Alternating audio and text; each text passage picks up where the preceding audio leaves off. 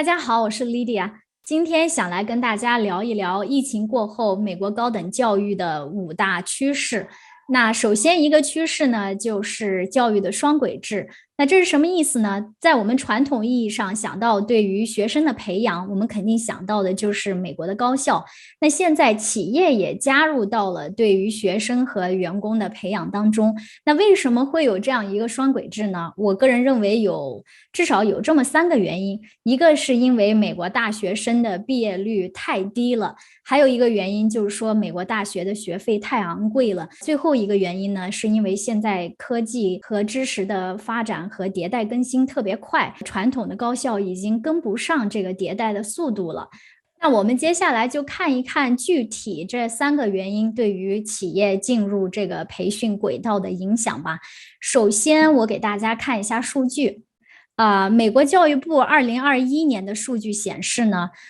在4年制的大学里面，6年毕业的学生平均的这个比例是63%。这个注意是4年大学里面花6年才能毕业的，然后这个比例才只有63%。那意思就是说，还有很多的学生，将近40%的学生，他们上了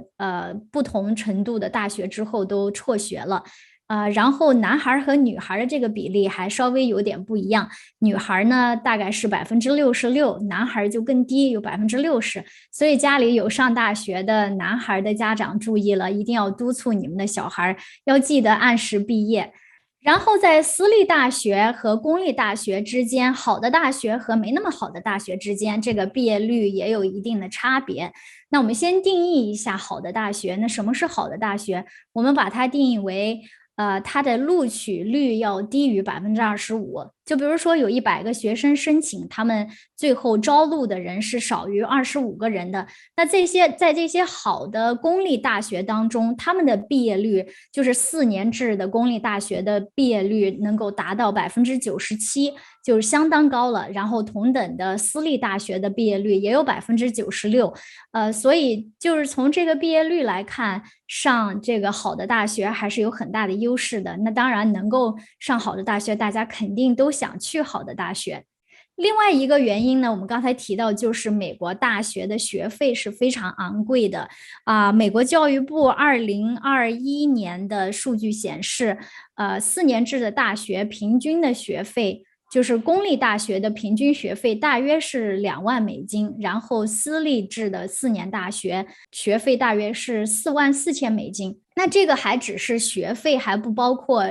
它的住宿还有一些其他的开支。另外，在这个公立大学里面，你必须要是当地的居民才能享受这个优惠的学费。比如说你想上加州的大学，但是你住在纽约，这样的话，你付的这个学费是远远高于加州当地的居民去上加州的公立大学的学费的。正因为昂贵的学费，所以很多的大学生毕业之后都积累了很多的债务。今年最新的数据显示，美国大学生就是4年制大学毕业之后，平均的负债大约是$36,000。我记得当时我有一个同事告诉我，她第一次跟她的美国婆婆见面的时候被问到的一个问题，就是说你大学学费有欠很多债吗？我当时还不清楚，就是说这个也能成为相亲的一个问点。那就看美国这个高教界，这个学费很贵，然后毕业的这个学生的比例也不高，所以导致了在人才的培养上就有一些的差距。对于企业来讲，他们就必须要自己来想办法来填补这个差距。所以在这个情况下，企业也进入到人才的培训当中。我想举一个特别显著的例子，就是在1-2年前，谷歌就是美国最大的搜索引擎公司，相信大家也都知道，推出了它自己的一个 Google Career Certificate， 就是一个职业认证一样的。它的基本模式就是针对一些特别热门的行业，像 IT 还有用户体验数据分析之类的行业，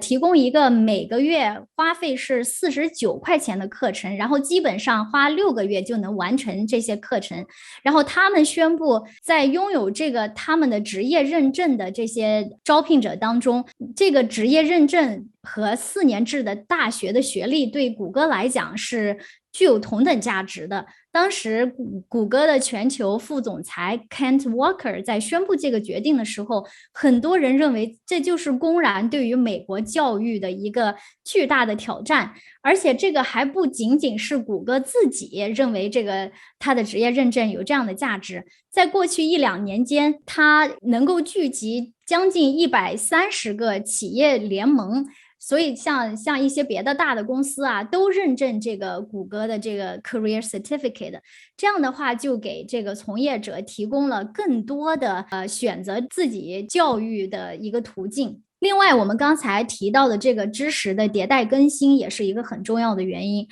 现在社会发展很迅速，就从知识的迭代更新来看，企业也有必要自己投入到这个教育当中。就拿这个简单的编程语言来看吧，以前大家都在学 C++， 现在学 Python 的人特别多，那可能不久的将来又有新的技能出现，大家又需要去掌握这些新的技能。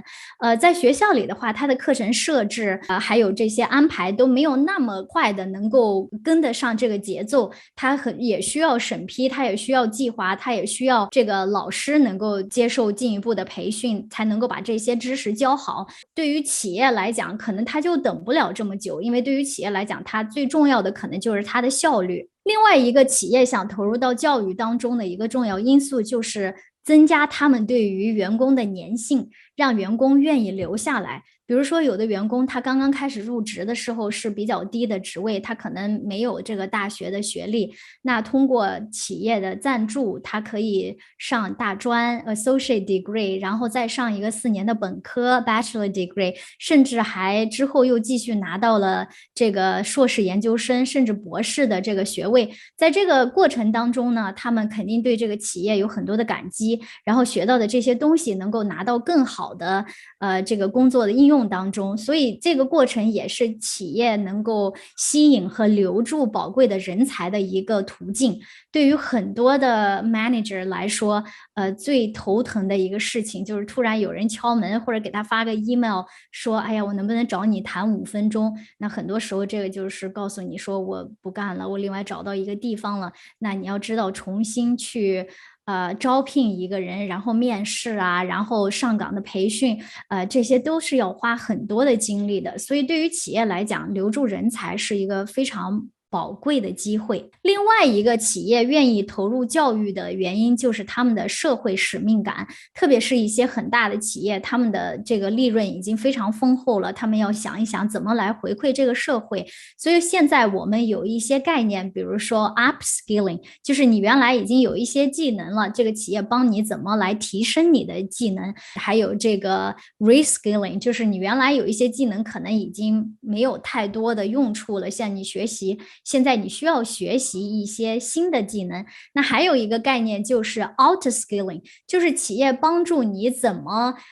提升一些新的能力，让你能够跳出这个企业，到别的企业、别的公司去找到更适合你的职位。那企业对于学生和员工的培训，对于高校来讲也是一个挑战，这迫使高校必须不断的要反省自己，就是说自己怎么样才能够证明自己的价值。当然他们之间也不仅仅是这个竞争的关系，他们也是合作的关系，因为很多这个企业用于培训的这个内容和材料都是由高校来完成的，高校里的老师啊、教授啊，